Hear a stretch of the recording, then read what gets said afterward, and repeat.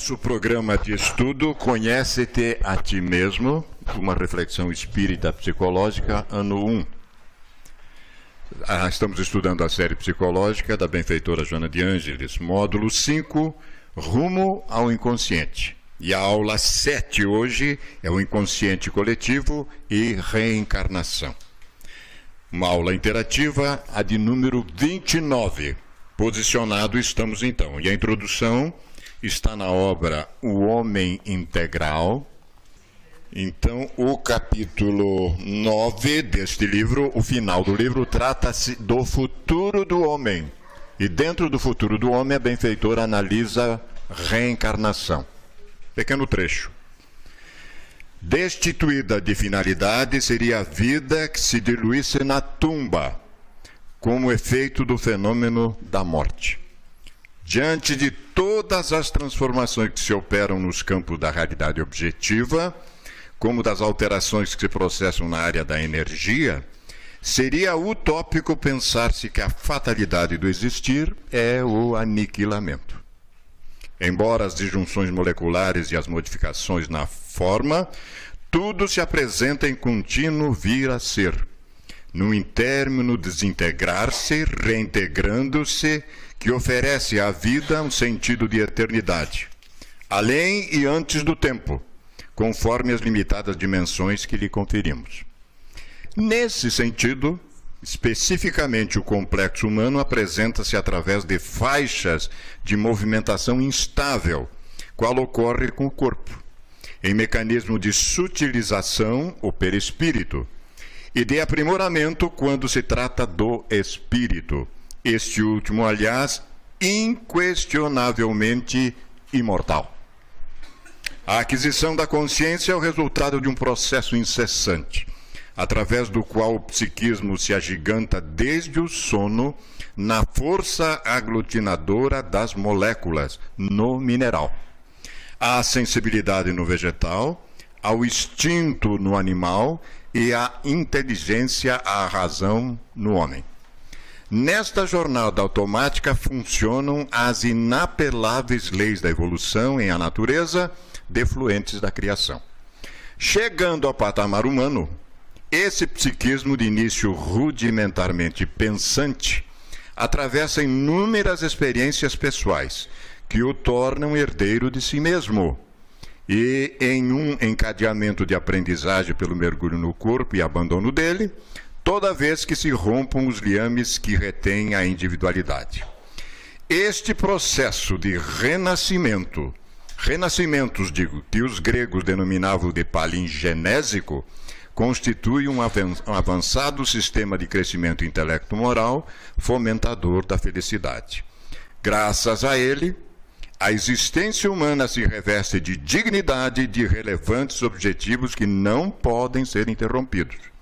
Toda vez que surge um impedimento, que se opera um transtorno ou sucede uma aparente cessação, a oportunidade ressurge e o recomeço se estabelece, facultando ao aprendiz o crescimento que parecia terminado.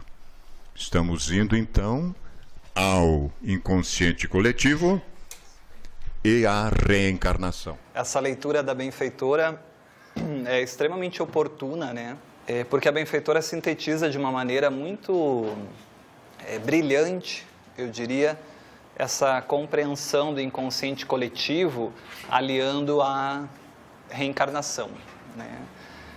E quando a gente alia a compreensão do inconsciente coletivo que nós discutimos, começamos a discutir semana passada, quando a gente alia ele a esse entendimento espírita da reencarnação, isso nos permite ampliar muito a própria compreensão e entendimento do inconsciente coletivo, né?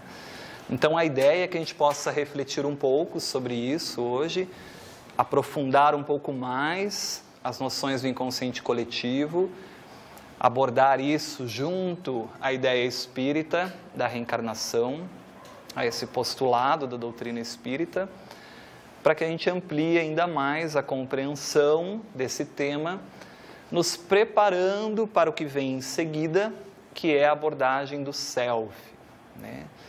Então, esse inconsciente coletivo é importante que a gente compreenda-o, para que a gente então tenha essas bases necessárias ao entendimento dos caminhos que nós vamos trilhar logo em seguida, perfeito? E nós finalizamos a semana passada com esse slide, né? Com essa abordagem de Joana de Ângeles no livro Triunfo Pessoal. Veja, o Vanin leu O Homem Integral. E interessante que no livro Triunfo Pessoal, a benfeitora retoma muito desses aspectos do inconsciente coletivo aliado à reencarnação. Não só nesses 2 livros, mas em outros ainda, porque o método é realmente da repetição, né? Ela utiliza-se muito disso em toda a série psicológica, para a gente ir gradativamente memorizando, consolidando, ampliando as possibilidades de compreensão e entendimento. Cada vez que nós lemos aquilo, é uma nova leitura, né? Não é sempre o mesmo ponto, né? Estamos sobre a mesma ideia, mas estamos com um novo olhar, um novo entendimento, uma nova compreensão, naquela ideia de que vamos crescendo em espiral mesmo, né? A gente vai retomando os mesmos pontos, mas nunca são os mesmos pontos, ou o mesmo olhar sobre aqueles pontos, porque nós estamos diferentes em relação àquilo, né? Então, nós finalizamos com essa frase interessante da benfeitora, que está lá em Triunfo Pessoal. Esse inconsciente coletivo, diz a benfeitora, corresponde às experiências vivenciadas por cada indivíduo no processo da evolução. Veja que é um pouco diferente a ideia do inconsciente coletivo junguiano. É uma possibilidade de ampliação daquele inconsciente, né? Passando pelas etapas reencarnacionistas, atravessando os diferentes períodos da humanidade. Então, o inconsciente coletivo para o Espiritismo é toda aquela experiência que eu, enquanto espírito imortal, vivenciei. Desde o momento em que Deus criou esse espírito. E ainda poderíamos dizer assim, anterior a isso. Porque enquanto eu não era um espírito, eu era um princípio inteligente, havia algo que impulsionava esse princípio inteligente para a fatalidade de ser espírito. E quando se torna espírito, adquire a individualidade, adquire o senso ético-moral, né? Aqueles aspectos todos que nós vimos do tornar-se espírito, nós não perdemos a trajetória anterior do princípio inteligente, que continua se manifestando no espírito. Nós vimos isso, tudo bem? Tanto que o corpo manifesta de uma maneira automática aquelas conquistas do princípio inteligente nas fases dos reinos aí, diferentes reinos da natureza. Perfeito?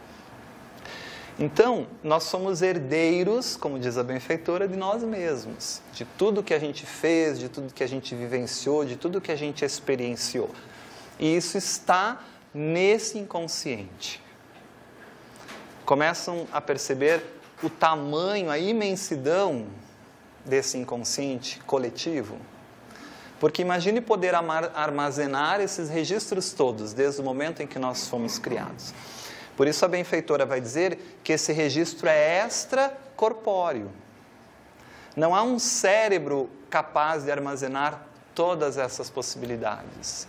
Então esse registro ele está fora do corpo. Ele transcende ao corpo. Ele está no espírito imortal. O inconsciente coletivo é um registro de tudo que eu vivenciei enquanto espírito e está comigo. E eu só manifesto no corpo físico, naquela encarnação, o que eu preciso para aquela encarnação. Então eu transmito o conteúdo do inconsciente coletivo, herdeiro que sou de mim mesmo, em função do meu planejamento reencarnatório. Por meio do perispírito eu moldo um corpo e um ego, um corpo psicológico, de acordo com as minhas necessidades evolutivas, baseado na lei de causa e efeito. Por isso que a benfeitora vai dizer, nos quais esteve esse espírito arquivou nos recessos do ser. Então aí ela já diz onde está esse arquivo, né? Está no espírito, nos recessos, no local mais íntimo, mais profundo, que constitui realmente quem nós somos, que é o espírito imortal. Todas as impressões, então está tudo ali, mas nem tudo que está ali vai se manifestar. Que horas se encontram adormecidas, se não precisar acessar esse conteúdo em função do que eu planejei, junto com os espíritos que coordenam a reencarnação, isso fica no inconsciente, adormecido, não vou ter acesso, não vou conseguir chegar a esse conteúdo ou a essa profundidade desse conteúdo no inconsciente. Agora, se for importante para o meu planejamento, eu acessar isso, e isso influenciar o meu corpo, a minha estrutura psicológica, o meu comportamento, isso virá. Virá pela manifestação que pode ser exteriorizada do espírito ao corpo pelo perispírito. Acho que temos que abrir lá para alguém. Perfeito? Então, esse inconsciente coletivo influencia muito a nossa existência atual. Porque em função das ações que eu tive no pretérito, isso será ativado ou não, acessado ou não, para a existência presente. Lei de causa e efeito, que nós estudamos tão bem em O Livro dos Espíritos, quando a gente estuda a doutrina espírita, né? Então é importante que a gente entenda e consolide bem esses conceitos, né? De inconsciente pessoal e de inconsciente coletivo. É que a gente possa avançar nesse inconsciente coletivo, ampliando à luz do entendimento da reencarnação, e para que a gente possa, de uma maneira muito breve, de uma maneira muito sintetizada, trazer aquilo que nós abordamos já aí ao longo de todos esses nossos encontros, que é importante para o que a gente vai trabalhar hoje. Vamos pensar então que nós somos um espírito criado por Deus, isso tem que estar muito claro para nós, né? E que esse espírito ele é criado simples. E o que é ser criado simples? É ser criado sem conhecimento, é ser criado sem valores ético-morais prontos já, que já estão ali inseridos nesse espírito. Não. Existem em nós possibilidades de vir a ser. Isso é que é importante a gente entender. Quando Deus nos cria simples, significa que nos cria sem nada que não conquistamos por mérito, por esforço pessoal. Mas também significa que somos criados à imagem e semelhança de Deus. Ou seja, trazemos em nós esse DNA divino, essa impressão de Deus, de que tudo está em nós. Ao mesmo tempo em que tudo está em nós, também nada está naquele momento, porque depende da minha experienciação, do meu esforço, do meu mérito em desenvolver essas possibilidades que Deus colocou em mim quando me criou, enquanto espírito imortal. Esses potenciais da alma. Né? E esse potencial maior que existe em nós, que nos direciona a uma fatalidade, Jung vai denominar de self, que nós vamos estudar no próximo encontro. Imperdível, não pode faltar, senão não entende o resto das coisas. Mas nós somos, então, esse espírito, esse ser maior, que temos todas essas potencialidades de sermos plenos, de sermos perfeitos, de sermos absolutos em conhecimento e em valores ético-morais, desde que seja possível ao espírito alcançar. Então ele é um absoluto no sentido de que eu vou conquistar tudo o que eu posso enquanto espírito, mas enquanto criatura. que nunca vai ser igual ao que Deus possui. Porque senão eu sou Deus. Eu concorro com Deus. Então nós seremos puros, plenos, desenvolveremos todos esses potenciais e seremos como um exemplo de espírito desse nível que já esteve conosco, que foi o Cristo. Esse é o objetivo da vida. Para isso, Deus nos cria, vamos pensar, inconscientes, simples, ignorantes, inclusive ignorantes das nossas próprias possibilidades internas, né? E a gente vai gradativamente em cada existência moldando um corpo físico, se matriculando numa escola, então o corpo físico é uniforme para a gente frequentar esse colégio, e ao mesmo tempo a gente vai se matricular nessa escola e precisamos também de um corpo psicológico, que é o ego. Então nós moldamos um corpo físico, um corpo psicológico, que são temporários. Eu não sou esse corpo, eu não sou esse ego. Eu estou neste corpo e eu estou neste ego. Perfeito? Você não é a mãe dos seus filhos. Você é um espírito imortal que está temporariamente numa experiência materna com esses espíritos, para desenvolver valores do espírito. Mas uma hora você vai ser convidado a abandonar essa ilusão. Isso é importante para nós entendermos. Uma ilusão, obviamente, necessária. Se eu não tiver essa ilusão, esse corpo, essa fantasia do mundo, eu não interajo com o mundo, não consigo desenvolver os potenciais do espírito. Tudo bem? E o importante que a benfeitora nos traz é que esse corpo físico e esse corpo psicológico, eles não são formados ao acaso.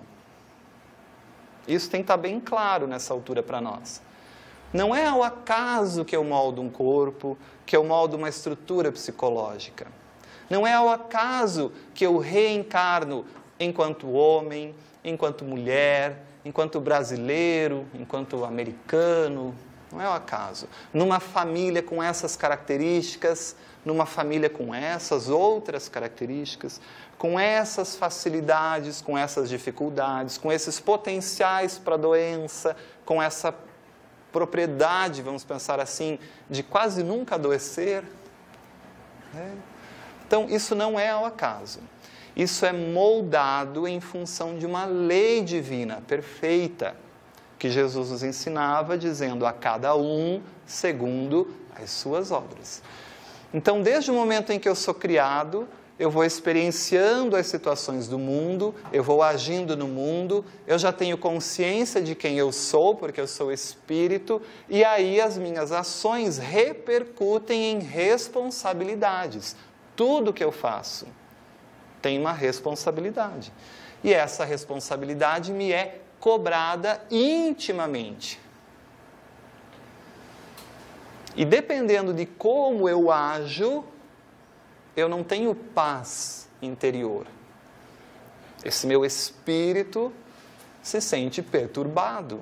Consciencialmente eu não tenho paz. E aí eu preciso reparar essas coisas. Por isso a reencarnação oportuniza em cada experiência eu ir ao mesmo tempo aprendendo, experienciando, mas também devolvendo à vida aquilo que muitas vezes eu tirei da vida, aquilo que eu infringi das leis divinas. Esse é o processo maior. E nessas experiências eu vou desenvolvendo consciência, vou ganhando níveis de consciência, vou entendendo cada vez melhor a vida, o sentido existencial e me conectando com a minha realidade maior, que é o espírito imortal. Até que eu vá evoluindo essa consciência para um nível tão amplo que a consciência temporária ego se funde à personalidade maior self. E esse é o momento mais importante de todo o processo. É o momento em que nós nos tornamos espíritos crísticos. Conseguimos abarcar toda a nossa totalidade, que é o inconsciente. Perfeito? Então a ideia é nós sairmos inconscientes de Deus, adquirirmos consciência nas experiências e retornarmos para Deus conscientemente. É assim que é o propósito da vida. E essa experiência que Deus cria para nós, de nos criar ignorantes, simples, e nas possibilidades reencarnatórias desenvolvermos consciência para entender a cada vez mais que somos espíritos imortais e nos conectarmos a essa essência, isso se repete em cada um de nós, em cada existência. Porque nós, ao virmos para o planeta, nascemos inconsciente, desenvolvemos um ego a partir do inconsciente, então o inconsciente gera a consciência e fortalece essa consciência para que ela volte-se para o inconsciente, se relacione com ele, de maneira a possibilitar que o inconsciente se planifique. Isso é claro até aqui para vocês? Tem que ser, porque é o que a gente vem discutindo aí. Perfeito? Isso acontece do dia para a noite? Claro que não. A gente consegue despertar essa consciência para a nossa realidade maior do dia para a noite? Não consegue. Aliás, o mais comum é que a gente não entenda que temos essa realidade maior em nós. O mais comum é que a gente fique na periferia ilusória do ego e do corpo físico, entorpecido pelo mundo, pela matéria, pela ilusão do ego, identificado com isso, esquecendo a nossa origem, que é espírito imortal. Esquecendo da onde eu vim, mundo espiritual, esquecendo para que eu vim, planejamento reencarnatório. Desconectado da nossa essência. Isso é o mais comum, né? Então, a ideia de inconsciente coletivo, à luz da doutrina espírita, nos permite falar de um conteúdo ou uma quantidade de conteúdos que nós nem sequer conseguimos fazer noção, compreensão de tudo que existe ali. Porque é tudo desde o momento em que nós somos criados até agora. E a nossa consciência ainda é muito pequena. A consciência é uma conquista muito recente do processo evolutivo, de alguns milhões de anos. Comparado ao processo evolutivo, não é nada. Então, é uma consciência ainda em construção. É uma consciência ainda que se dispersa facilmente. É uma consciência que não consegue fazer muitas coisas ao mesmo tempo. É uma consciência que está focada muito num aspecto do ego, e que dificilmente estabelece essa conexão com a essência maior, que é o espírito imortal. Por isso a gente se entorpece muito facilmente pelas coisas do mundo. Por isso a gente se ilude muito facilmente pelas coisas do mundo. Por isso a gente valoriza imensamente as coisas do mundo. Um exemplo clássico é a mágoa, o ressentimento. Isso é um exemplo clássico de um espírito que não entendeu a que veio. Ele está tão entorpecido nas coisas do mundo que ele não admite que alguém fale mal, ofenda, o ego se sente ferido, o ego se sente ofendido. Então ele está desconectado da sua realidade maior, porque a realidade maior, nos ensina a doutrina espírita, é de que nós somos todos irmãos. No mesmo barco, caminhando para uma mesma finalidade, que é sermos perfeitos. E que se o meu irmão só pode dar aquilo, é o que ele tem para oferecer. É o caminho evolutivo que ele fez até agora. E eu também, nesse processo de autodescobrimento, olho para mim e vejo que eu também não tenho lá grandes coisas para oferecer. Que talvez na mesma situação, ou quem sabe numa outra parecida, seja eu que agrida. Então, muda-se a percepção da vida, a percepção do mundo, o sentido existencial, e eu começo a olhar para aquele agressor, que antes era um agressor, um ofensor, um inimigo, e por isso eu guardava ressentimento e mágoa, e começo a vê-lo como, na verdade, um irmão de jornada evolutiva. E aí eu tiro isso das minhas costas, né? Tudo bem? Da mesma maneira, o preconceito, aquele ego entorpecido, com a sua única maneira de pensar, a sua única maneira de fazer, a sua única maneira de ser, de agir é a correta. Então, tudo que é diferente disso que eu considero como sendo correto, nesse entorpecimento pela vida, é errado, inadequado. Então, esse inconsciente coletivo precisa ser amadurecido aí nas nossas reflexões. E não dá para falar de inconsciente coletivo sem inconsciente pessoal, obviamente, né? Nós somos um somatório de tudo isso. Nossa consciência ainda é tão pequena nesse processo que nós não damos conta conscientemente de entender o psiquismo divino. Não damos conta. Tanto que os espíritos já nos advertem, não perca tempo querendo saber sobre a origem e a essência de Deus. Não é para esse nível consciencial. Faltam palavras, faltam recursos, falta tudo ainda.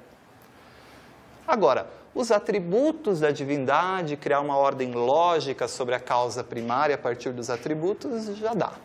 Isso já, a consciência de vocês já comporta. Então, é assim que Kardec trabalha. A partir dos atributos da divindade, eu consigo ver uma lógica de como a vida se estabelece e funciona no mundo, dentro desses atributos. A gente não consegue entender ainda o psiquismo de Jesus. Como Jesus pensa. A gente não consegue entender. Mas ele pensa de uma maneira integrada. Ego, self. E como é isso? É olhar para alguém, sem dúvida, nunca como um inimigo, como um agressor. Sem dúvida não é.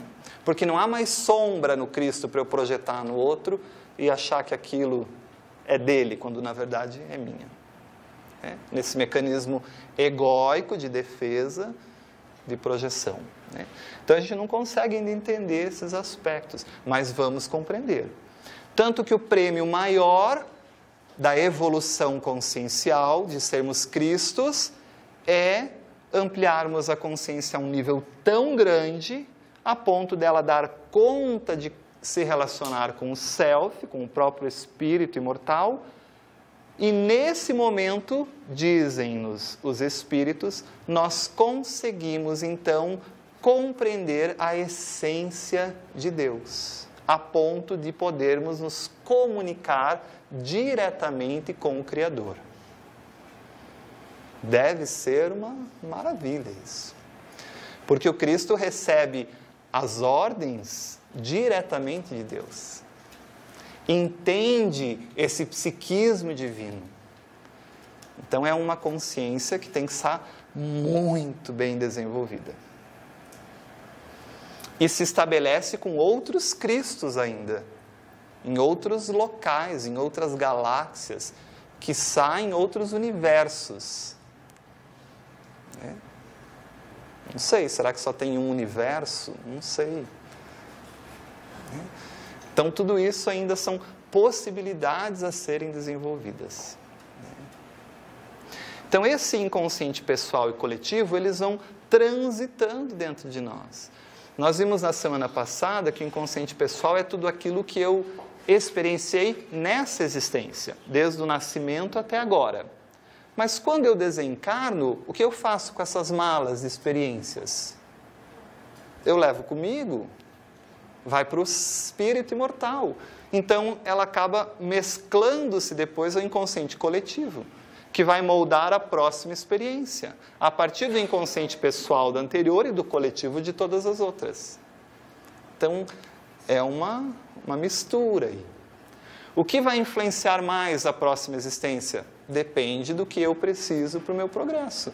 Talvez o inconsciente pessoal dessa última. talvez o coletivo de 10 atrás, que estão os registros mais importantes que eu preciso desenvolver agora enquanto espírito. E agora a gente vai trazer os textos da benfeitora sobre esses temas, que é importante que a gente compreenda isso. Tá? Sempre vai ter o suporte da reencarnação. Não tem como ser diferente. Sempre vai ter o suporte da reencarnação. Né?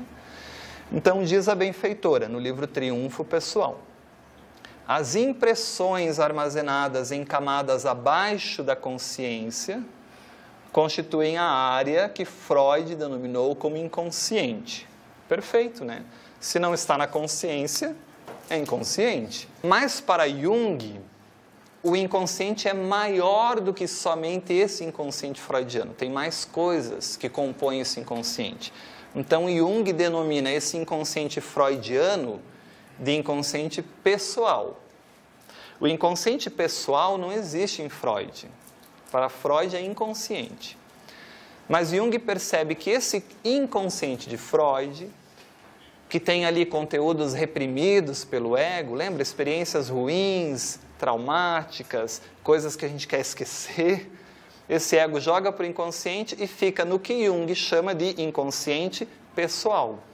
Por isso a benfeitora vai dizer: enquanto que Jung passou a nomeá-la como inconsciente individual ou pessoal. Porque é aquilo que aconteceu comigo e ninguém mais nessa experiência. Esse inconsciente Freud captou e estudou, com a finalidade de diferenciá-la daquele inconsciente que chamaria de coletivo. Então há uma divisão aí nesse inconsciente junguiano. Esse inconsciente individual, diz a benfeitora, registra e armazena as informações que foram percebidas ou não pela consciência. Olha o que ela está dizendo. Tudo que a gente vive fica registrado e armazenado nesse inconsciente pessoal, mesmo que o ego não perceba. Lembra quando nós falamos das experiências subliminares? São coisas que acontecem, mas o ego nem percebeu, não passou pela consciência, mas o inconsciente tem esse registro. Então, estou lá viajando, estou ouvindo uma música legal, de repente eu me distraio com a paisagem, quando eu volto a consciência para a música, está no finalzinho da música. Ou está na outra já. O ego não percebeu aquilo, mas no inconsciente pessoal está esse registro. Né? Qual sucede quando alguém está realizando uma atividade e, simultaneamente, outros fenômenos ocorrem à sua volta, sem que sejam apreendidos pela consciência. Então, nós estamos aqui conscientemente focados num aspecto, mas tem muita coisa acontecendo nessa sala que às vezes eu nem vou perceber pela consciência, mas no inconsciente pessoal fica esse registro. Beleza? Tranquilo? Isso é importante. Então esse inconsciente pessoal é grande também, é amplo, porque imagine guardar tudo que acontece conosco. Nada ficará oculto. Perfeito. Em face dessa ocorrência, continua Joana de Ângeles, o cérebro é capaz de assinalar todos os acontecimentos sem cessar. Sendo que algumas áreas captam melhor os estímulos de natureza visual, outras captam melhor os estímulos de natureza olfativa, outras auditiva, sendo que o cérebro tem uma maior preferência por aqueles de natureza visual, que teriam maior preponderância em nós. É o que mais prepondera no mundo, né? É o estímulo mais impactante. Essa capacidade, entretanto, não anula as demais funções. Então, um deficiente visual, ele tem os registros do inconsciente pessoal de outra maneira. Isso chega a ele, essa sensação, esse sentimento, aquilo que ele vivenciou, aquela experiência, de outra maneira, né? Pelas outras áreas aí desses sentidos. Essa capacidade não anula as demais funções ou captações para arquivos cerebrais da psique. E ela ainda continua. São as experiências que está aí nesse inconsciente pessoal. As experiências, os aprendizados, as frustrações, os acertos, os equívocos, mas é tudo dessa experiência. Está vendo? É tudo da mesma existência. Vivenciados pelo Espírito na atual existência. Está tudo aí, nesse inconsciente pessoal. Desde o momento que a gente nasce até agora. Mas que permanecerá, e olha o que ela diz, posteriormente, então eu desencarnei, esse inconsciente pessoal continua comigo com essas bagagens vivenciadas e vão influenciar o corpo que eu vou moldar, o corpo psicológico e físico que eu vou moldar na próxima existência reencarnatória. Então, que posteriormente continuará, permanecerá, influenciando o processo evolutivo no curso dos renascimentos carnais. É isso que ela está dizendo. A reencarnação e como eu vou conduzir esse planejamento depende dos conteúdos que estão aí nesse inconsciente pessoal. Afinal, se eu transgredir a lei de uma maneira que essa consciência percebe, está registrada em mim, ou mesmo que eu transgrida a lei de uma maneira que a minha consciência ainda nem perceba, eu acho que eu não transgredi, eu acho que eu estou certo, isso está registrado em mim.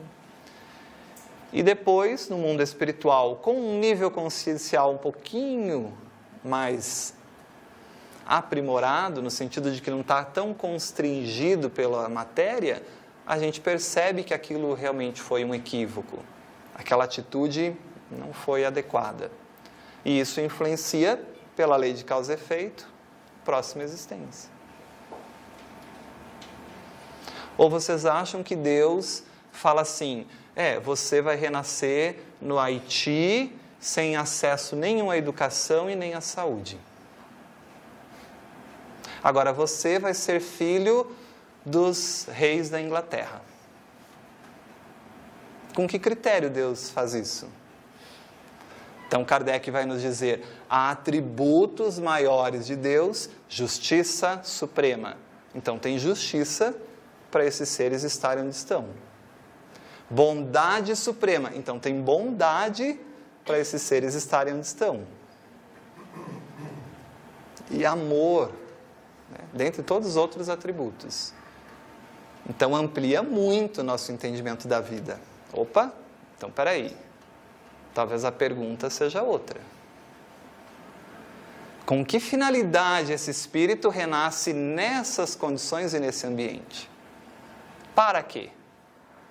Para que moldar um corpo e um ego nessas condições? Baseado numa lei de causa e efeito, que molda as melhores possibilidades para desenvolver os valores do espírito. Então é muito mais profundo esse entendimento quando a gente aborda a luz da reencarnação. Então, continuamos ainda. É nesse inconsciente pessoal que também, veja, ainda tem mais coisas aí, que também residem conteúdos que vivenciamos e que nos perturbam toda vez que nos lembramos deles. Temos situações assim, será, na nossa vida? Coisas que eu vivenciei, experienciei, que quando eu lembro daquilo, eu falo, meu Deus, melhor esquecer. E esquece, o ego joga para o inconsciente pessoal. Se ficar na consciência, causa muita ansiedade, muita perturbação, muito estresse mental, psicológico. Sobrecarrega o organismo.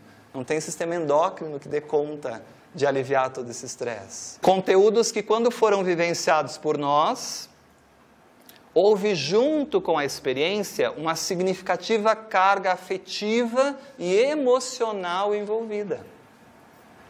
Sabe aquelas situações que eu vivenciei nessa existência, que eu experienciei, e que foram assim de um profundo envolvimento afetivo, de uma imensa tensão emocional, que eu penso, se eu pudesse esquecer isso da minha vida, eu esqueceria. Só que Freud disse para a gente assim, esquecer não resolve o problema. Aliás, perturba mais. Porque essa carga energética vivenciada está em nós. E se o ego não quer absorver, dialogar, se relacionar com isso e reprime, aumenta a carga energética. Porque agora é a carga energética do que aconteceu, mais a força do ego para manter isso lá. E o objetivo da vida não é esse. Não é a gente trancando as coisas num depósito e deixar lá. O objetivo da vida é justamente que eu abra as portas desse depósito e me relacione com tudo isso e que eu ganhe níveis conscienciais com isso, cresça numa relação da vida dialética com todas essas experiências ou com aquilo que eu sou capaz de me relacionar. Pensamentos que nos afligem, recordações penosas, conflitos pessoais ou morais que causam demasiada tensão se permanecessem inconscientes. Se nós não temos um ego muito bem estruturado, a gente parte no meio. A gente parte às vezes. Se esse vaso, esse jarro de água é um ego, se essa tensão é muito grande, se essa carga emocional é muito grande, eu derrubo e ele parte em dois, eu posso ter um ego cindido aí, dividido em duas partes. Se esse ego é submetido a uma força tensional tão grande, não tem estrutura muito boa para lidar com isso, ele pode se partir em mais pedaços ainda, em vários pedacinhos. E aí a gente começa a entrar numa área de psicopatologia, de personalidades múltiplas, né, que não é o objetivo nosso aqui, por enquanto. Mas então nós temos que ter um ego bem estruturado para também lidar com todas essas coisas aí sem cindir, sem se fragmentar. O ego, então, as reprime, sendo por isso mesmo arquivados numa camada logo abaixo do consciente. Trata-se, portanto, de conteúdos que ficam ocultos, porém não de forma permanente.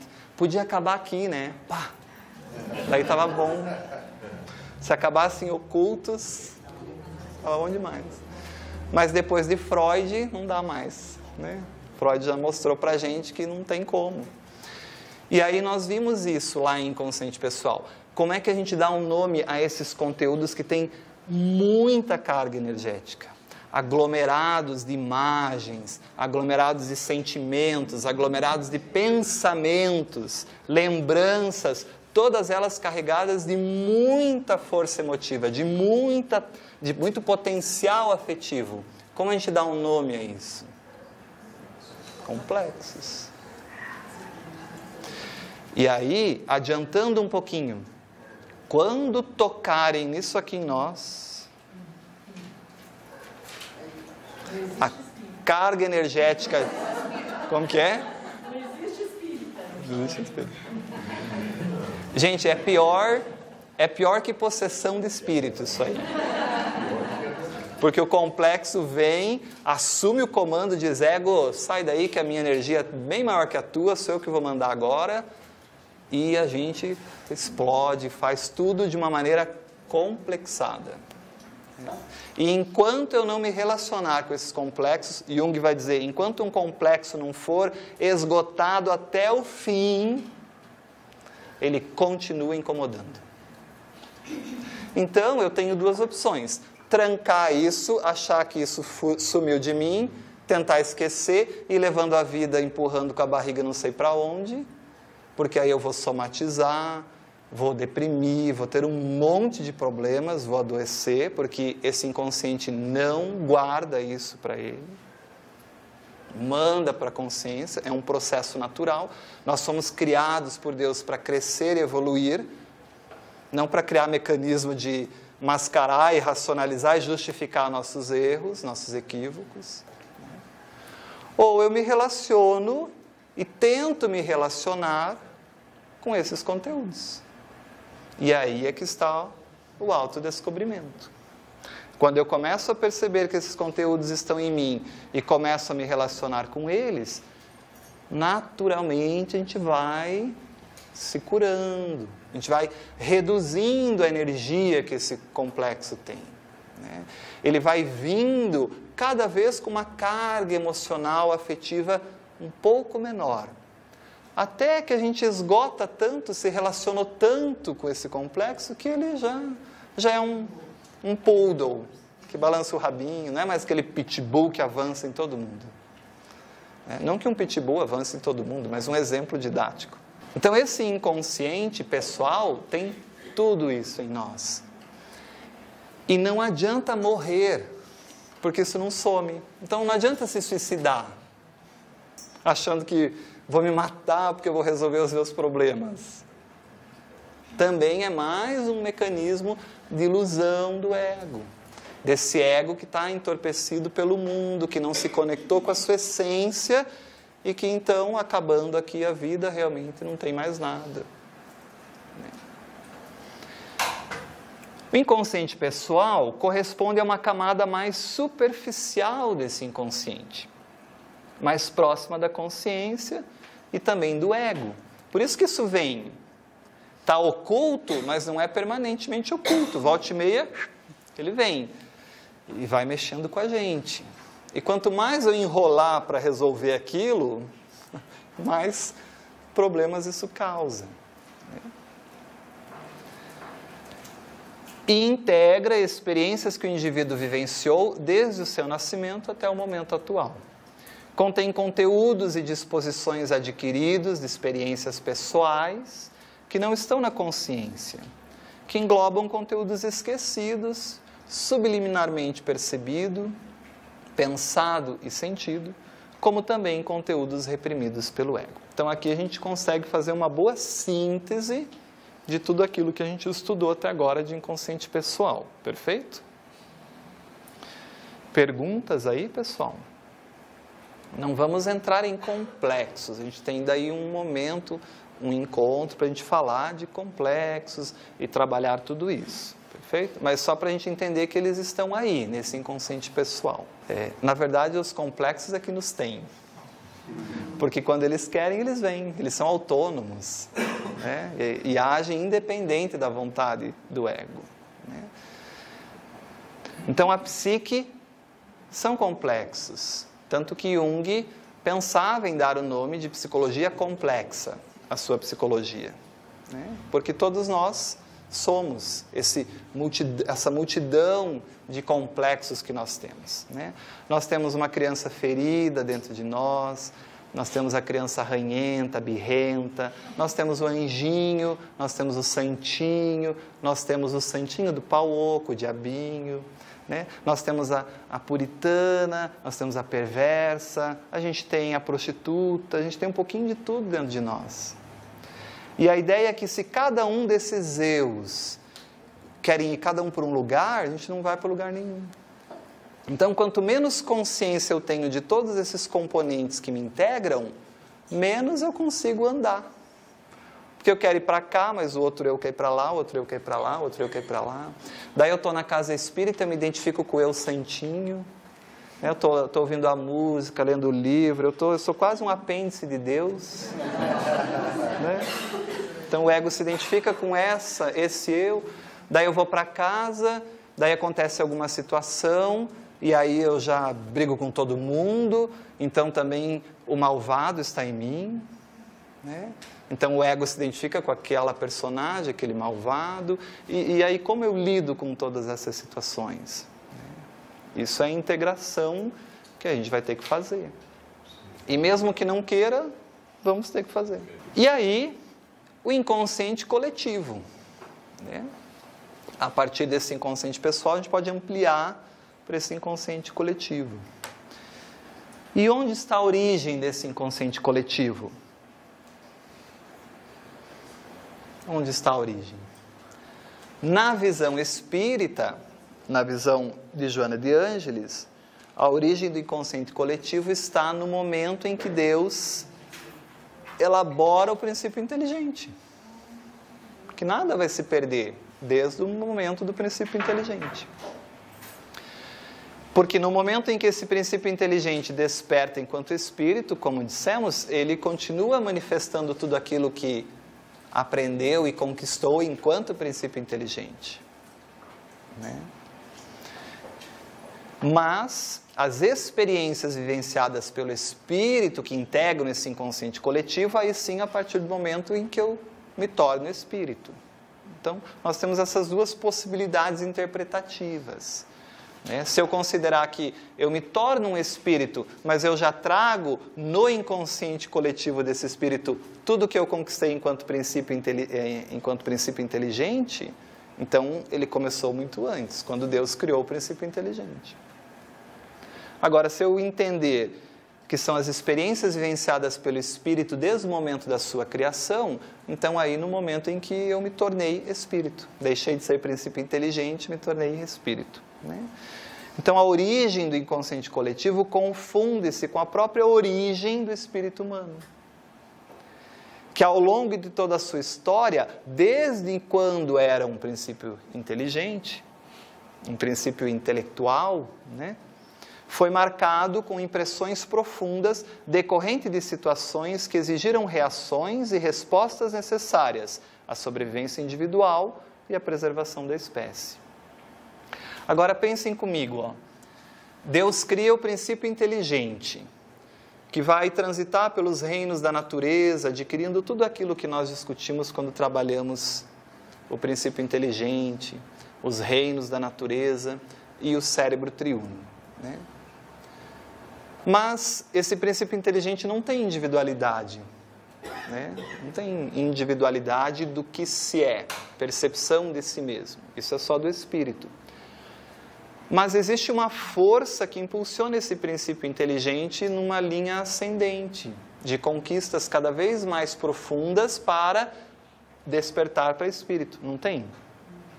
Não tem uma força propulsora que leve esse princípio inteligente para torná-lo apto a moldar um corpo físico?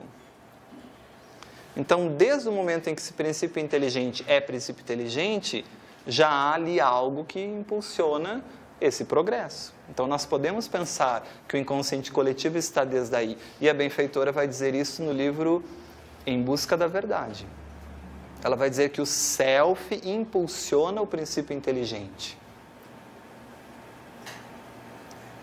Mas é um self aí arquetípico, de impulso, né? Não é o self de espírito imortal, porque ainda não é espírito. Agora, a partir do momento que se torna espírito imortal, aí são todas as experiências que eu vivencio. E quando eu me torno espírito imortal, para que mundo eu vou? Para começar as minhas experiências. Que escola eu me matriculo? Quando eu quero começar a estudar, eu vou para que nível educacional? Eu vou para o jardim da infância. Qual é o mundo que é o jardim da infância? Mundo primitivo. Mundo primitivo. Então, eu vou para o mundo primitivo. E nesse mundo primitivo, eu sou obrigado a sobreviver e a me preservar. Porque é um mundo muito inóspito. É um mundo muito hostil. É um mundo em que eu ainda tenho uma consciência muito limitada sobre tudo. E, ao mesmo tempo, eu tenho que me proteger. Então, eu estou lá na caverninha e eu começo a perceber que a noite é muito perigosa. O risco que a noite traz para a minha sobrevivência é muito maior do que o dia. Então, a noite começa a me trazer medo. E as primeiras experiências, os primeiros sentimentos que nós começamos a experienciar, nos diz a benfeitora Joana de Ângeles, é de medo. É a primeira coisa que começa a se manifestar em nós. E aí eu me recolho na caverna e fico alerta, né? Porque à noite qualquer bicho pode entrar aqui e matar a minha família, a mim. E como isso foi experienciado por nós por muitas experiências, a gente não sai do mundo primitivo para o mundo de provas e expiações assim, 1, 2, 3 existências. A gente fica várias existências, muitíssimas existências no mundo primitivo. Então isso fica impregnado em nós. E a benfeitora vai dizer assim, e ressurge no hoje, na contemporaneidade, como o medo do escuro injustificável que algumas pessoas têm. Porque isso está arquivado no inconsciente coletivo. Assim como o medo da morte que muitas pessoas têm. Porque era muito trágico morrer lá, desses períodos. Aliás, a morte caminhava conosco dia a dia. Era muito fácil morrer. Não que hoje seja difícil, mas lá era muito mais suscetível à morte. Né? A vida era mais difícil de ser prolongada no mundo. Você tinha pouco tempo para experienciar as coisas. Você desencarnava rápido, comido por uma fera. Agora, imaginemos nós, nesse nível consciencial precário lá do mundo primitivo, né? E a gente olhava, então, como a nossa consciência era limitada, nós olhávamos para o céu, víamos aqueles pontos à noite, de dia a gente não via nada daquilo, daí olhávamos para o sol, daí olhávamos para a lua, e a gente não entendia nada disso, né? Então é óbvio que as primeiras manifestações e relações com Deus, porque naturalmente a relação com Deus existe desde que o Espírito é Espírito. Quando eu sou criado por Deus, eu mantenho o link com a divindade. Não tem como eu não me relacionar com Deus.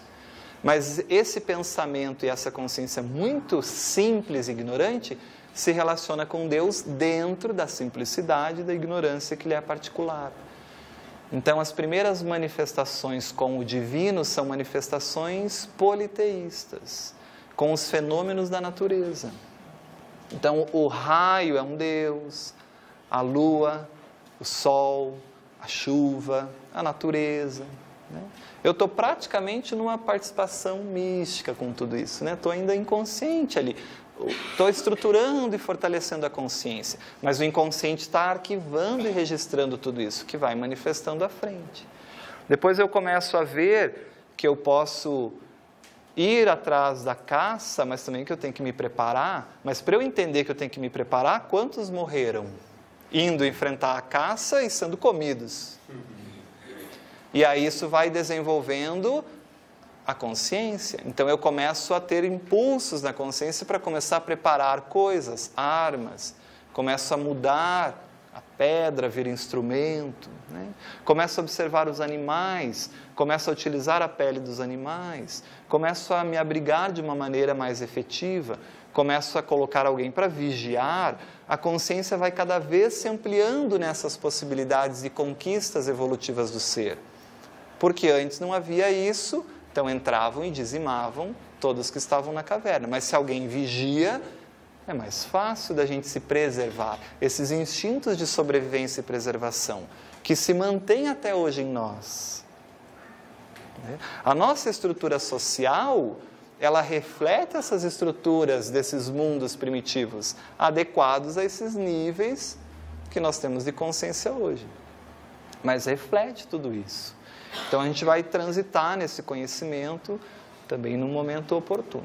E a benfeitora vai trabalhar não só essas experiências, mas o que isso implica no pensamento. Então, o pensamento mágico, o pensamento místico, o pensamento religioso, o pensamento... E ela vai trabalhar os pensamentos.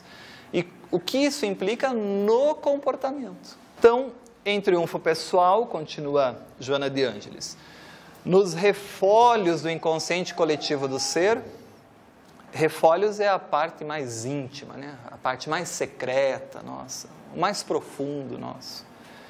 Nos refólhos do inconsciente coletivo do ser estão registrados todos os acontecimentos referentes às existências transatas do espírito em processo de evolução. Então, não é à toa que nós somos mais assim ou mais assado desde pequenininhos. Porque a gente não nasce uma tábula rasa, a gente não nasce um papel em branco. A gente nasce com todos esses registros. Todos esses registros. Fico pensando uma desencarnação dolorosa para o espírito. Deve ser impactante a carga afetiva e emocional que isso representa para o espírito. Isso não se perde. Talvez na próxima existência isso aflore em alguns comportamentos de medos injustificáveis, de condutas, né? De ansiedade, de pânico, injustificável. Injustificável quando eu não entendo a reencarnação. Não, mas ele não passou por nenhuma experiência infantil que justifique isso. Nessa existência, não. Mas, e anteriormente a essa? E a terapia de vidas passadas, nos diz a benfeitora, começa a entender esse inconsciente coletivo enquanto registro dessas heranças todas do ser. Suas lutas e glórias imprimem-se como conquistas inalienáveis, ninguém rouba, de vitórias sobre as paixões. Então a gente vai vencendo.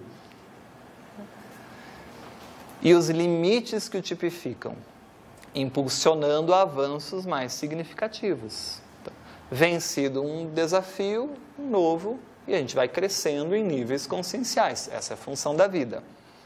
Da mesma forma, as quedas, os fracassos, os compromissos não atendidos, e deveres transformados em desequilíbrios. Então é uma bagagenzinha de coisas boas, conquistas, e uma bagagenzona de coisas ruins e deficiências, porque a gente tem mais isso do que isso. É natural nesses mundos iniciais. A gente está aprendendo ainda. O nosso A ainda é um A tortinho, eu não consigo conectar com outra letra, ele está isolado, eu estou ainda aprendendo o alfabeto. Só mais depois, mais tarde, nesse processo consciencial, é que eu vou unir as palavrinhas, formar as letras, formar as frases. A gente ainda está nesse processo lento.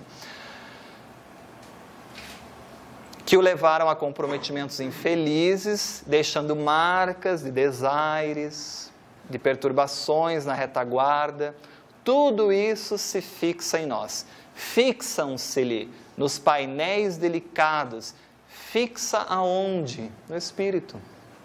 Que exterioriza no corpo como? Pelo perispírito. De acordo com o quê? Com uma lei de causa e efeito. Deixando marcas de desaires e perturbações na retaguarda. Então, fixam-se-lhe nos painéis delicados que ressumam nos novos mecanismos de crescimento, nas novas oportunidades dessa existência, como conflitos e complexos. Bom, então a benfeitora diz que não tem só complexo dessa existência.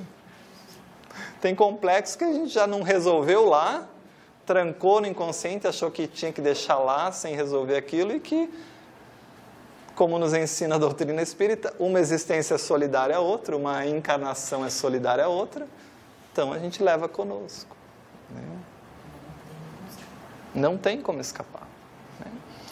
Que ressumam nos novos mecanismos de crescimento, como conflitos e complexos, ora de superioridade, ora de inferioridade, dependendo se foram positivos, se foram negativos. Então, somos herdeiros realmente de nós mesmos. Então, a ideia era a gente compreender que esse inconsciente coletivo, com a lei de causa e efeito e com a reencarnação, ele é muito ampliado nas suas possibilidades de entendimento, de explicações dos fenômenos da vida. E é nessa linha que Joana de Ângeles vai trabalhar. Que não é nada diferente do que Kardec trabalhou em O Livro dos Espíritos. Mas como a gente não entendeu, os benfeitores vêm explicar Kardec. Vem Emmanuel explicar Kardec, vem Amélia Rodrigues explicar Kardec, vem Joana de Ângeles explicar Kardec, porque Kardec explicou Jesus, porque Jesus também falou, a gente não entendeu. E aí quem vai ter que vir explicar Emmanuel, Joana de Ângeles? A gente vai continuar justificando e trancando tudo isso, ou vamos tomar uma atitude positiva perante a vida, entender a que viemos e nos relacionar com esses conteúdos. Que no início não são fáceis, mas que doem, porque eu vou ter que parar de culpar os outros. E quando a gente falar ainda de projeções, aí pior ainda fica. Porque eu tenho que assumir que tudo o que me irrita no outro é meu, que todo comentário malicioso e o que eu percebo de malicioso no outro é a minha podridão, que o ego não tem coragem de enfrentar. Então, o inconsciente usa-se da matéria exterior para ver se esse ego desperta para a sua realidade interna, que é o que ele está vendo. num espelho. O outro é um espelho que reflete a minha própria podridão. Daí eu comento, né? Ah, você viu a roupa da fulana? Você viu o que o outro fez? Mas sou eu que estou ali. Só que enquanto o ego não tem essa relação com o self, não sou eu, é a outra, é outro. Num mecanismo ilusório, de entorpecimento pelo mundo. E até nisso a vida é bela, é extraordinária. Porque o inconsciente é tão sábio que, percebendo que o ego não tem às vezes essa maturidade de por si só relacionar-se com o inconsciente, utiliza-se da sociedade como um espelho das suas mazelas para ver se o ego nota-se a si mesmo. Então a lei de sociedade tem essa função também psicológica. Por isso que ninguém cresce sozinho. A individuação, a evolução na visão espírita, ela acontece na troca também com o outro. É dentro de mim, mas é também com o outro. Mas enquanto eu estou nesse mecanismo projetivo, da maledicência, do comentário, eu estou na ilusão de que é o outro. E a benfeitora vai nos dizer, se alguma coisa te incomoda em alguém, contempla em você, que você vai descobrir o que é. Só que fazer isso fere o ego, fere o orgulho, fere as nossas coisas. Então a benfeitora continua aí. Estão vendo como o texto é lindo, A gente está trazendo agora o texto porque a gente já tem condições de discutir um pouco mais isso. Esse inconsciente coletivo, então, não é pessoal, não é meu, é impessoal, se encarregaria de guardar todos os dados que podem ser acessados a qualquer momento por todas e quaisquer pessoas. Estão entendendo o que é esse inconsciente coletivo na visão espírita? Superando as dimensões de tempo e de espaço. É além disso. Acumulados desde os primórdios do conhecimento do ser no seu processo evolutivo, abrangendo a fase primária e prosseguindo até o momento cultural que se vive. Fase primária, desde o momento em que somos criados espíritos e que vamos lá, naquele mundo de provas e expiações, como comentamos, até agora, tudo que a gente viveu. O medo do escuro, como comentamos, o medo de ficar sozinho, isso está nesse inconsciente coletivo desses períodos, porque ficar sozinho era perigoso. Em conjunto é muito mais fácil sobreviver, tanto que nós começamos a parar de viver sozinhos e nos reunimos em coletividade. A gente sobrevive mais facilmente em coletividade. Por isso que a lei de sociedade também é uma lei divina. Querendo ou não, nós somos impulsionados para a lei de sociedade. E eu penso assim também na visão espírita, isso estar além do espaço e do tempo, para nós é difícil compreender isso enquanto ego, enquanto encarnado. Mas quando nós desencarnarmos e retomarmos o espírito imortal, nós estamos nesse self, nós estamos nessa atemporalidade. Por isso que os espíritos nos dizem, não sei quanto tempo, porque o tempo aqui é diferente, se é que há tempo. Para Deus há tempo, para Deus é sempre presente. Deus já sabe tudo o que vai acontecer com todos nós, o caminho que cada um de nós vai percorrer até ser Cristo e o que vamos fazer depois, durante toda a eternidade. Deus já sabe tudo isso. Então é futuro, é o quê? Não dá nem para entender isso. Então esse aspecto é importante, porque mostra para a gente que esse inconsciente coletivo é realmente de uma dimensão imensurável. Tem tudo aí. Remanescente das experiências animais. Então a gente fez um recorte aqui, porque nesse slide anterior, a benfeitora vai dizer isso, abrangendo a fase primária, então algumas coisas que a gente adquire aqui. A gente vai fazer um recorte do triunfo pessoal, porque no livro Amor, Imbatível Amor, ela trabalha isso, né? E ela vai dizer assim: remanescente das experiências animais, nas quais a dor feria a sensibilidade do instinto de preservação, de conservação da vida, produzindo desespero incontrolável, por falta do recurso da razão. Pensa o quanto a gente não sofria lá, a gente não conseguia entender as coisas. Você via aquele raio caindo e se assustava sem saber o que era aquilo. Isso aí vai acontecer o que comigo? Vou morrer? Vai me matar? Era uma tensão absoluta. Foi terrível. Tal atavismo é uma coisa que foi vivenciada de forma recorrente, e isso se fixou na nossa maneira de pensar, de ser, nesse inconsciente coletivo, né? Transforma-se então num impulso que nós nascemos com ele, é o arquétipo. Lembra o impulso do inconsciente coletivo de Jung?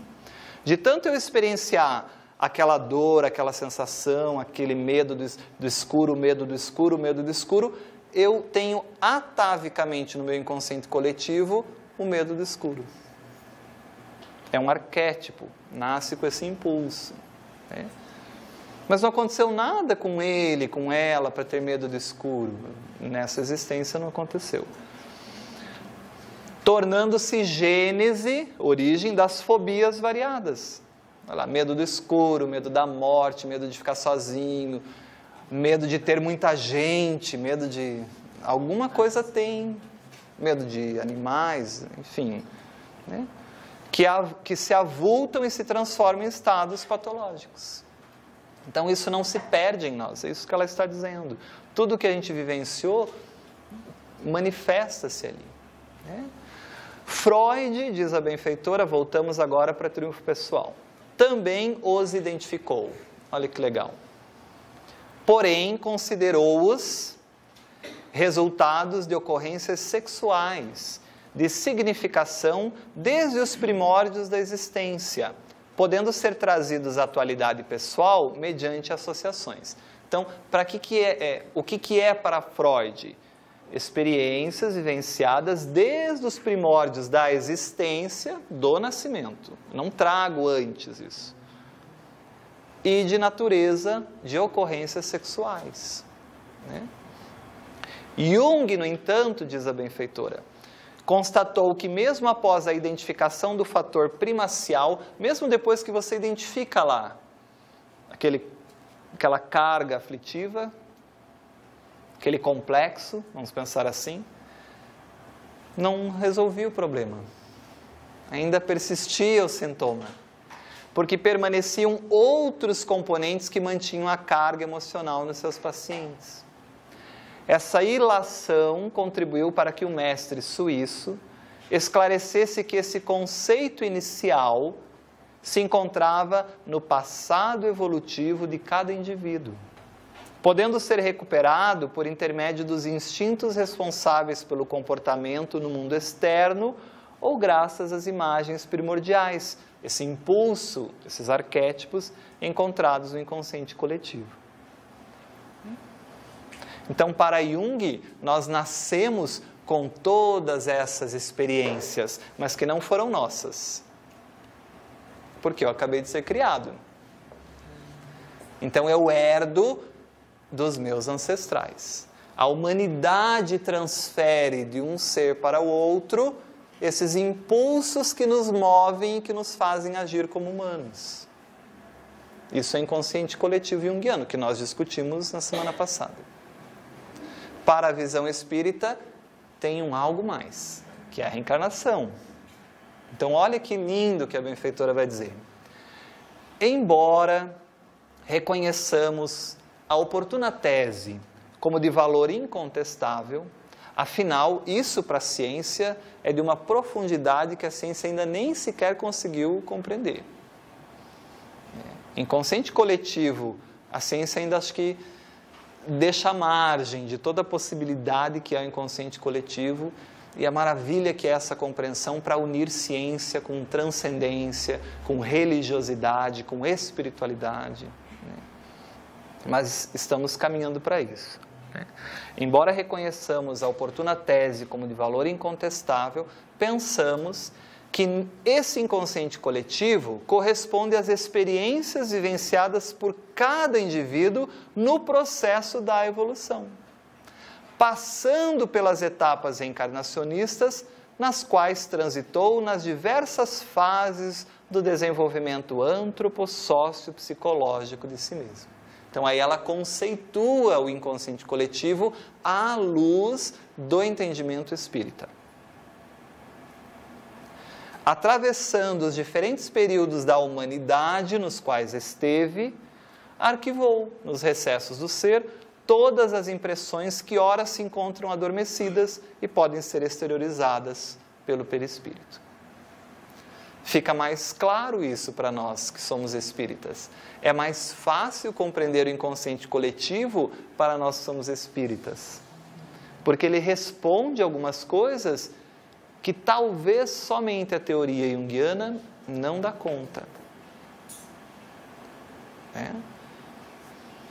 Tanto que alguns pensadores após Jung já começam a trilhar um caminho até diferente na maneira de pensar esse inconsciente coletivo. Hillman, por exemplo, né? E toda a estrutura do desenvolvimento. É um pessoal desde a minha origem, porque é tudo que diz respeito a mim, mas também tudo que diz respeito a todos nós, porque isso é além do espaço e do tempo. E tudo que diz respeito a todo o universo, a todos os mundos, a todos os espíritos nesse universo. Então, também é maior do que só aquilo que você vivenciou, ou que eu vivenciei desde o momento que eu fui criado, né? Porque está além do tempo e do espaço. Não só para mim, além desse tempo e espaço aqui, tudo que eu vivenciei, mas também além desse tempo e espaço no sentido do planeta, no sentido do sistema solar, no sentido de que isso se amplia a todo o universo. Dá para armazenar tudo isso no cérebro? Dá. Então ela vai dizer, nenhum cérebro teria condições de armazenar todas as formulações dos diversos períodos da evolução, considerando-se o limite da aparelhagem fisiológica, mesmo com a sua incomum complexidade, porque o cérebro é extraordinário. Tem muito espaço para usar ainda, mas não daria conta de tudo isso. Então, não fica ali, fica na nuvem, como a gente comentou, né? Fica no espírito. Seria atribuir-lhe ao cérebro funções e possibilidades divinas, superando a sua constituição humana. Nós não somos o Criador. Nós somos criatura. E reconhecer-se enquanto criatura é uma atitude de humildade, do ego para o self, da criatura para o Criador. Porque se eu não me reconheço enquanto criatura, eu mando em Deus. Deus abençoa, Deus cura minha família, Deus tira meu filho do hospital, e eu mando em Deus, eu dou ordens, faz isso, faz isso, faz isso. Então eu não entendi ainda o que eu estou fazendo no mundo, quando eu deveria dizer, meu Deus, estou vivenciando uma situação difícil, então me ampara para que eu possa ter lucidez, para entender, já que és justo e bom, e sendo tudo o que me acontece justo e bom, porque provém de ti, nada passa sem a permissão divina, então me dá força para eu ampliar essa minha inteligência e dar sentido a isso que está acontecendo. Não é para parar de sofrer, é dar sentido, é muito diferente. Se eu dou sentido, eu tenho a paz do Cristo. Eu estou passando pelo sofrimento tranquilo, porque eu entendi o para quê. Aí, beleza, pode vir o que vir. Quando a gente tem esse nível de entendimento, a gente olha para o nosso filho na fogueira e diz assim, cala-te, porque eu não vou abjurar Jesus. E a gente morre na fogueira, com o filho do lado. Porque a gente tem um sentido muito maior do que a vida. Que foi o que a benfeitora vivenciou enquanto aquela existência. Enquanto Joana de Cusa. Né?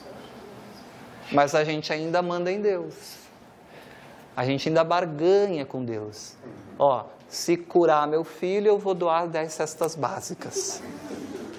Aí olha o que ela vai nos trazer. A visão espírita, porém, a respeito de um arquivo extracerebral, o espírito, formado por uma maquinaria energética centrada no self ou espírito,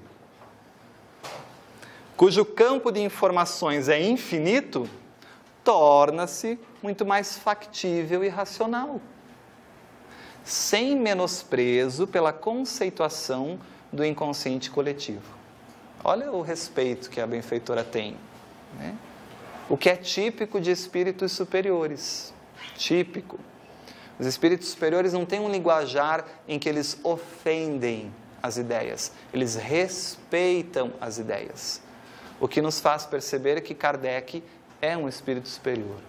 Em nenhum momento ele é agressivo com as ideias avessas ou contrárias ao espiritismo. Ele respeita cada um. Basta a gente ver os 3 diálogos de Kardec no livro Que é o Espiritismo. Com o cético, com o padre e com o crítico. Religião, ciência e filosofia. Ali, nesses 3 diálogos, ele já abre o tríplice aspecto da doutrina espírita. É claro, acreditamos que esses diálogos foram criados didaticamente pelo próprio codificador, né? Não sabemos se realmente ocorreram.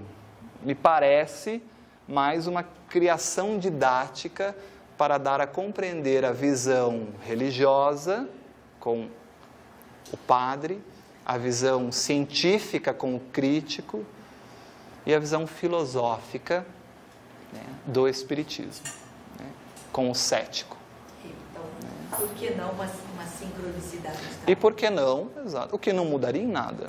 O que tornaria a obra ainda mais bela, em função do respeito a isso. Variando apenas de denominação e certamente de formação, no que resultaria a questão dos conteúdos emocionais e das possibilidades de conhecimentos. Então, são mudanças que a doutrina espírita traz à visão junguiana, no sentido de como esses conteúdos emocionais se formam e se constituem. E aí fica mais racional, mais lógico nós compreendermos como heranças que trazemos conosco, dessas experiências, né? Graças a esses arquivos extracerebrais, então olha só, nós temos em nós todas essas possibilidades. Imagina um espírito no mundo espiritual que quer se comunicar por intermédio do médium. Basta ele acessar esse conteúdo todo, que ele tem no médium um material para ser explorado ali, porque já está conosco. Então a benfeitora vai dizer que essa visão do inconsciente coletivo na doutrina espírita amplia para os fenômenos mediúnicos. Então ela vai dizer assim, graças a esses arquivos extracerebrais, os espíritos encontram os elementos que lhes facilitam as comunicações. Porque você imagine um espírito que sabe muito de algum aspecto, procurando alguém para traduzir aquela ideia que ele quer passar. Ele tem que fazer um escaneamento no inconsciente coletivo nosso e ver assim, poxa, mas o Wagner está muito capenguinha nisso aqui para eu expressar, não vou conseguir usar esse médium. Aliás, se eu usar esse médium, a ideia que eu quero não vai nem conseguir ser transmitida, vai ser defeituosa, vai ter muita interrupção na mensagem, muita falha, porque ele não tem esses conteúdos ali. Ele não vivenciou experiências, não tem arquivos extracerebrais do inconsciente coletivo nessa área. Então, é ali que se consegue passar esse escaneamento para a identificação do melhor médium para aquele aspecto, né? Então, os espíritos utilizam-se disso nas comunicações mediúnicas. Por oferecer-lhes, nós oferecemos, nesse inconsciente coletivo, o material hábil para a decodificação de seu pensamento. Então, o espírito no mundo espiritual pensa, e o médium decodifica o pensamento nesses conteúdos que estão no seu inconsciente coletivo. Quanto melhor o médium, no sentido, o que é um melhor médium? No sentido que pode conectar-se perispírito numa vibração muito próxima do espírito comunicante. Então, o melhor médium é que tem sintonia ético-moral com o espírito comunicante. Então, o melhor médium é aquele que tem melhor sintonia ético-moral. Quando consegue essa codificação, essa ligação, então você está traduzindo, trabalhando para decodificar aquela mensagem que o espírito quer passar. Através dos neurônios e de alguns chakras, especialmente do coronário. Claro, porque o coronário liga direto à glândula pineal. E aí é um estudo à parte isso, de mediunidade. Não houvesse no médium os recursos primordiais, esse inconsciente coletivo, que podemos considerar como informações adormecidas, fruto das experiências pessoais antes vivenciadas. Olha como é pessoal também. Mas é pessoal porque é seu, mas é tudo que você vivenciou desde o momento que você foi criado. Tornar-se-ia muito difícil a ocorrência dos fenômenos psicofônicos, dos fenômenos psicográficos e artísticos, na sua grande variedade, que necessitam de impressões correspondentes às ideias que serão exteriorizadas pelo comunicante espiritual. É muito lógico. Então, quanto mais eu aprender, estudar, vivenciar, me conhecer, melhores as possibilidades de ir ampliando esse inconsciente coletivo, para me tornar, inclusive, um bom canal de comunicação, de decodificação de ideias. Esse inconsciente coletivo seria, então, autodescobrimento, uma busca interior, o registro mnemônico das reencarnações anteriores. Mnemônico é que se refere à memória, relativo à memória. Então, o registro das memórias, das reencarnações anteriores de cada ser que se perde na sua própria historiografia. Se perde na minha experiência pessoal, desde que eu fui criado. Está tudo ali. Capítulo 4, o inconsciente e a vida. Então ela continua, que nós vimos. Alguns textos são muito parecidos, em alguns momentos, reconhecendo a excelência da classificação do mestre suíço. Não nos podemos furtar, no entanto, a uma análise espírita em torno do inconsciente coletivo, que se trata de heranças das experiências vivenciadas em reencarnações transatas, quando o espírito transferiu, mesmo sem dar-se conta, veja, era pessoal naquela existência, mas transfere para o coletivo. Então, pessoal e coletivo vai se mesclando. Mesmo sem dar-se conta, as lembranças para o inconsciente, nele arquivando todas as realizações, anseios, frustrações, conquistas e prejuízos, facultando então o surgimento das futuras, na próxima existência, imagens primordiais, arquétipos, os impulsos para aquela existência. Por que essa criança tem medo desde pequeno? Uma imagem primordial. Por que essa criança parece que se sente culpada por tudo desde o início da vida? Por que essa criança é tão vaidosa e arrogante e acha que o mundo é só para ela, desde o início?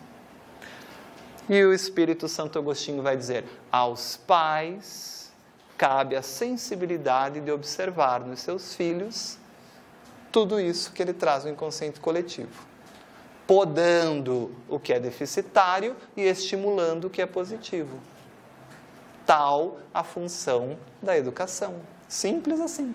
Que é muito complexo, Muito complexo. Ainda mais se eu tenho as mesmas deficiências em mim. Ainda mais se eu neurotizo os meus filhos com os mesmos complexos que eu tenho. Então está tudo no mesmo balde, Tudo no mesmo balde. E olha Emmanuel, para a gente se encaminhar para o fechamento aqui. Emmanuel é tão psicológico quanto a benfeitora. É que agora a gente lê de outra maneira. Camilo. E poderíamos aí citar uma lista, né? Quando eu li Manuel Filomeno de Miranda, quando ele fala de personalidades parasitárias, ele está falando de Joana de Ângeles, está falando de série psicológica, né?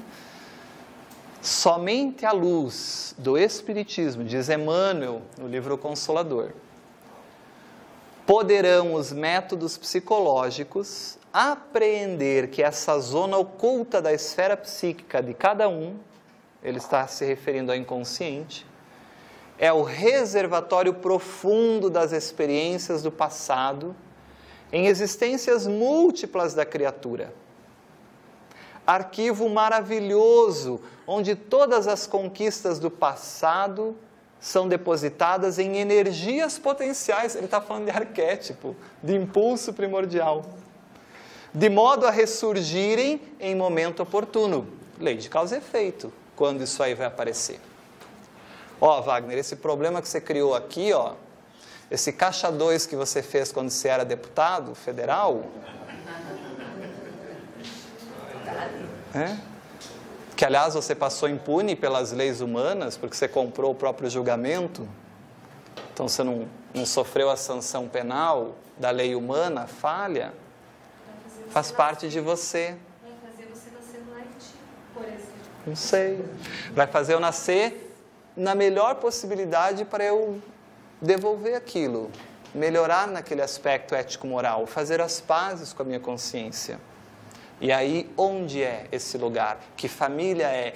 Que situação é essa? Física e psicológica. Está aí, esse aspecto, né? Vida, desafios e soluções. Indubitavelmente, nesse oceano, bonito o termo oceano, né? Porque ela está falando de Jung. Encontram-se guardadas todas as experiências do ser. Veja, ela vai conceituar, é sempre a mesma coisa. Sempre a mesma coisa. Eu fico pensando a paciência que eles têm conosco, né? Esses espíritos. Ela disse, enquanto não assimilar, eu volto, repito. E ela repete mesmo. Ela usa essa técnica. Desde as suas primeiras expressões. Então, desde as primeiras expressões nossas, desde o momento que a gente foi criado. Atravessando os períodos de desenvolvimento e evolução, até o momento da lucidez do pensamento lógico, que ela já fala do pensamento lógico, mas até chegar ao pensamento lógico que teve antes, ela trabalha isso no encontro com a paz e a saúde, no qual hoje transita com vistas ao estágio mais elevado do pensamento cósmico, para onde ruma. Então, o pensamento lógico ainda é do ego. O pensamento cósmico já é do self. Eu já estou conectado ao cosmos, a algo maior. Quando eu estou no pensamento lógico, o Deus é meu, da minha religião, da minha tribo. Quando eu estou sintonizado ao pensamento cósmico, o Deus é único e de todos, do universo. É completamente diferente. A gente acha que a gente é monoteísta. Não, a gente ainda é politeísta. Porque quando eu penso que o meu Deus é melhor, então no mínimo tem dois deuses. Dois deuses, o meu e o seu. No mínimo. Quando eu brigo com alguém achando que a minha religião é a que salva, é porque eu sou privilegiado. Então é um entorpecimento pelo mundo.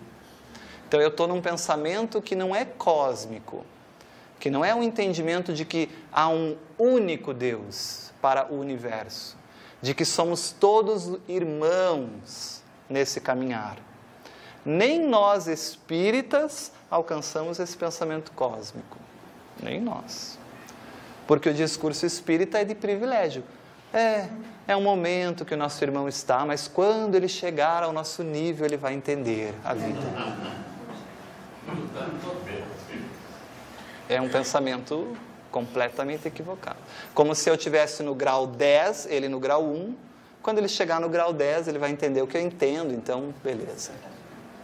É muita arrogância desse ego, né? E a sombra pululando ali dentro. Então, a gente vai estudar isso quando a gente falar de self, nosso próximo encontro, e a gente vai entender esse mecanismo todo da vida, né? Como é que tem pessoas que têm esse aspecto tão avançado de relacionamento com o transcendente, né? E outros que têm um aspecto tão atrasado no sentido de dialogar muito pobremente ou quase nada com esse self, né? Entorpecido no mundo, na vaidade do mundo. Isso é importante. Então, para a gente finalizar, no inconsciente coletivo, diz a benfeitora no livro Em Busca da Verdade, encontram-se arquivados toda a história do espírito. Aí é que ela diz, lembra que eu falei do livro Em Busca da Verdade? Desde a sua criação como princípio inteligente, então ela afirma aqui que esse inconsciente coletivo contém desde toda essa experiência, né?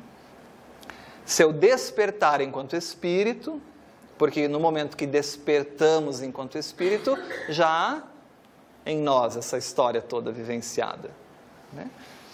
E os diferentes períodos e experiências vivenciados até hoje. Então, acho que fecha muito bem o entendimento espírita de inconsciente coletivo. Já no inconsciente individual, encontram-se os registros atuais da existência, desde a concepção até a atualidade. E aí a gente consegue, então, fechar esses dois aspectos, inconsciente pessoal e inconsciente coletivo, né? Desse modo, finaliza a benfeitora em Triunfo Pessoal, que é o texto que a gente se propôs a trabalhar, todos vivem sob os acicates das aquisições anteriores. Não tem como fugir. Relembramos o Cristo, a cada um segundo as suas obras. No espaço e no tempo. No espaço e no tempo. Não adianta. Se o meu inferno consciencial está comigo, eu posso mudar de cidade, posso mudar de endereço, posso ir para o Nordeste tomar água de coco no lado da praia, mas o meu inferno está comigo. Continua comigo, né? Então, somos herdeiros das nossas aquisições anteriores, que se exteriorizam como necessidades evolutivas. Isso é muito importante de compreender. Tudo aquilo que nós vivenciamos e está conosco se manifesta formando o corpo físico e o corpo psicológico dentro de um planejamento reencarnatório, de uma lei de causa e efeito, mas a lei de causa e efeito não é punitiva. Nunca foi, porque Deus não é punitivo. Deus é amoroso, é bondoso, é misericordioso, é justo. Então, a lei de causa e efeito, ela se exterioriza nas melhores possibilidades da justiça, da bondade divina, do amor divino para o nosso progresso. Se estamos na situação que estamos, é porque é o melhor e o mais justo para eu crescer enquanto espírito imortal.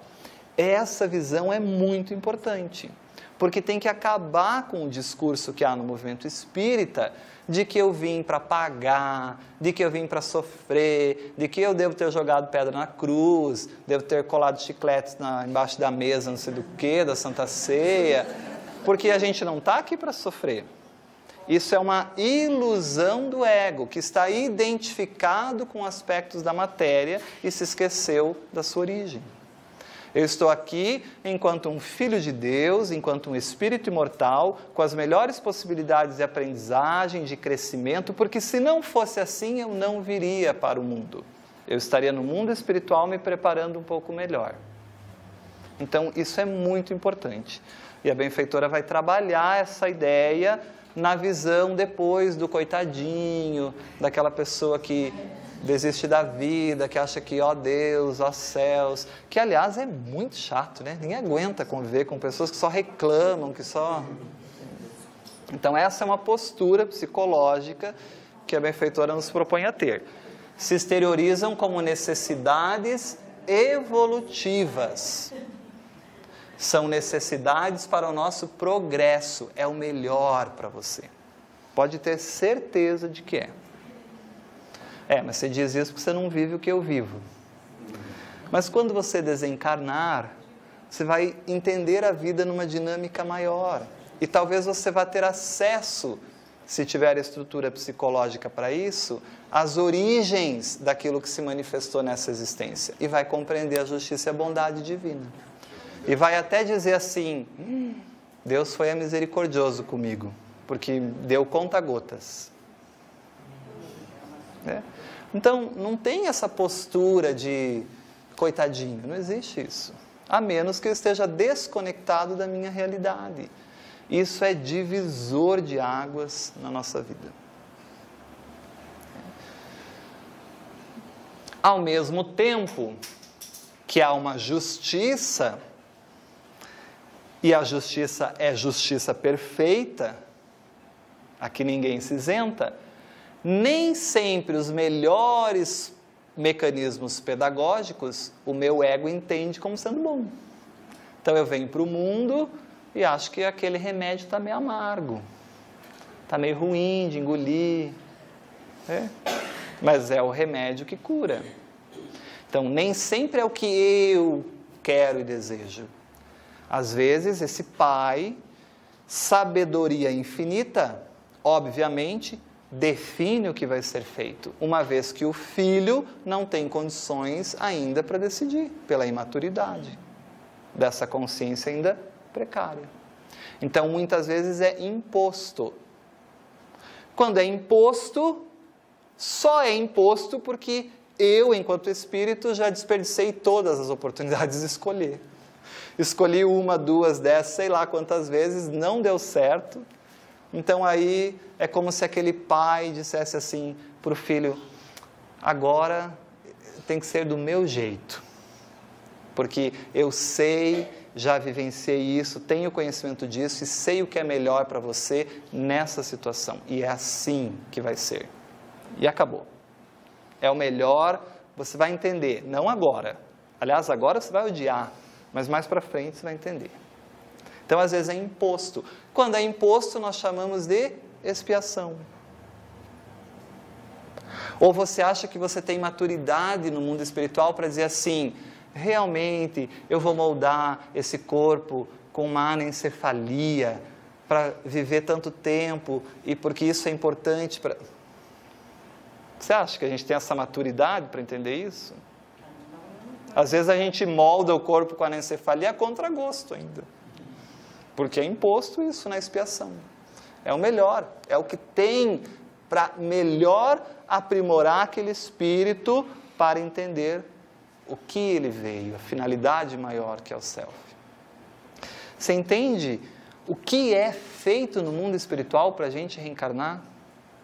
Você começa a entender por que o aborto é um crime gravíssimo no sentido dessa dinâmica espiritual. Você interrompe todo esse trabalho, que não é só seu. Então, a consciência de culpa que a pessoa fica quando ela entende esse processo e vê as interrupções que ela fez, são muitas existências para isso ir se diluindo novamente, para a gente ir resolvendo esses problemas. Então, o Espiritismo nos dá essa significação maior. Ao mesmo tempo, então, algumas coisas são impostas no processo da reencarnação, porque são os melhores mecanismos educativos para o espírito liberar-se desse ego entorpecido pelo mundo, sem conexão com a essência, das paixões dissolventes. E quando conseguimos estabelecer essa conexão com o self, entendendo a realidade e o sentido existencial, aí nós crescemos no rumo da plenitude. Então, a proposta da série psicológica é a proposta divina para nós. Despertar gradativamente a consciência para a realidade interna que nos compõe, que nos constitui, que não é bonita nesse primeiro momento da trajetória, mas que a fatalidade vai levar à perfeição. E quanto antes despertarmos para isso, mais fácil e mais rápido é o processo. Né? Agora, como isso se dá? A gente vai começar a entender isso a partir dos próximos encontros. Como que eu vou para essa meta? Como que eu sou impulsionado para essa fatalidade de ser o Cristo? O que me move a isso? E como eu posso dialogar com esse espírito que eu sou e ressignificar a minha vida? Então, isso é uma proposta que o estudo vai trazer. Jung chama isso de individuação. O Espiritismo chama de evolução. Né? E a gente vai começar a entender isso. Para isso, a gente precisa estudar uma estrutura fundamental em nós, que Jung denomina como self, que o Espiritismo denomina como espírito imortal. E a gente vai discutir e conversar sobre isso a partir da semana que vem. Perfeito? Muito obrigado.